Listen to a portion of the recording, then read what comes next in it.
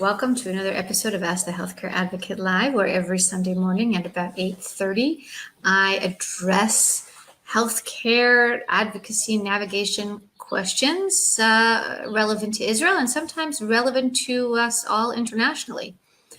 And this morning, because of a series of events from last week, I decided to talk about what do we do when we are impromptu or de facto caregivers of those people who don't necessarily want our caregiving or think that they need our caregiving or might not at that moment need our caregiving, but will ultimately need it in the future? A bit complicated, but yes, all too common, and something that all of us need to deal with. So last week I had an interesting conversation with a couple who is in their late 80s, who they live in the United States, and the majority of their children live in Israel. They are energetic, independent, completely self-sufficient, travel, and thank God, very minimal health issues. And they are really debating what it is that they want to do. Well, I say in the future, but they are debating what they want to do now, and the future is a little bit fuzzy, and I would say that not so much they want to address it, which I completely understand. But it was an interesting discussion because it's very much a balance of what they want to have happen ideally and what statistically, unfortunately, or fortunately says that will happen in the future. That as I always say to people, as we age, what really gets us are the little things, meaning the more help we need on a daily level. So it's not the catastrophic brain transplant that the insurance companies say we might need, but it's more the help in the house, the getting from place to place, the being with us in the hospital if we need to. And if something happens, helping us out, navigate that, and also helping out our significant other who will be alone in that crisis. And I hear this so often from older people with sorry about that. I hear this so much from older people who have who have younger children or who have adult children, that they don't want to inconvenience them. Especially if they live in another country, they don't want to, if they were to move closer to them, they would inconvenience them. So I always say, your children love you, and if something happens to you, then your children will obviously get on a plane and come to you, and which would be really, in the objective sense, a much greater inconvenience. So that's also something to take into account.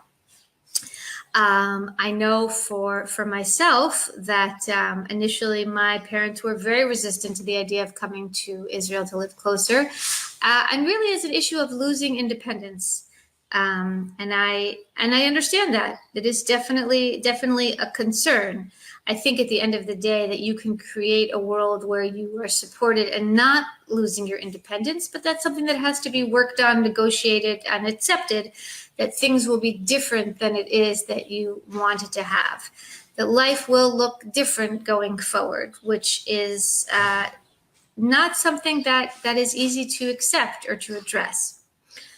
And the other interesting one of clients I had was in the case when somebody obviously has some level of mental health issue that they were dealing with, but they have lived independently, for better, for worse, all this time, and are reluctant to let that go, or really resistant to accepting help in the way that you think that they should accept the help.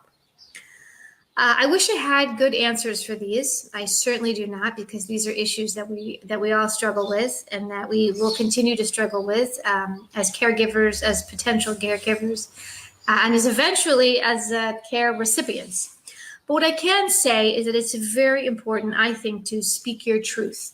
Meaning, I do feel that a lot of people are hesitant to say things because they don't want to offend, or because they don't want to infringe on other people's autonomy, which are understandable. But I do think it's important to say strongly what you think your opinion is, based on fact, as much as you can, without a great deal of emotion involved, but more specifically saying what it is that you think would be a good idea, supporting that, giving evidence to that, coming with a balanced picture of various options, and then stepping back and letting the person know that you are there with them at the time through the process, to be available for the back and forth decision-making process when they are ready for it, and not to let go, not to say, well, I said my piece and I've said it once, and because what you say now is different than what you say in 6 months from now, and then what you say in a year from now.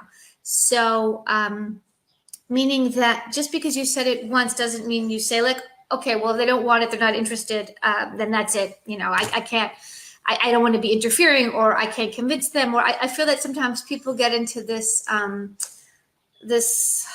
don't want to say high horse, but I can't think of a better word. Well, I've said it once, and if they don't accept it, so then that's their decision.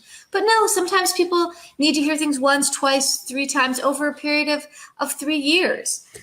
So I think that just saying it once, in a sense, doesn't get you off the hook, and that, yes, you need to repeat yourself in a calm fashion, as factually based and as emotionless as possible, and to be there in this funny place of where accepting that the reality is that people are autonomous and will make different decisions, and at the same time offering yourself as a resource, giving them information, and being present in the case that they will change their mind, then allowing for that in a graceful manner, and in a sense being allowed to come in and be the caregiver and offering the care that you know is and will be needed. So those are my thoughts for this Sunday morning. Thank you so much for joining me every Sunday morning around 8:30 when we talk about healthcare advocacy issues. Please join me next Sunday, and please share in the comments if you have anything about what I've said or any questions. I would love to hear them. And thanks for joining.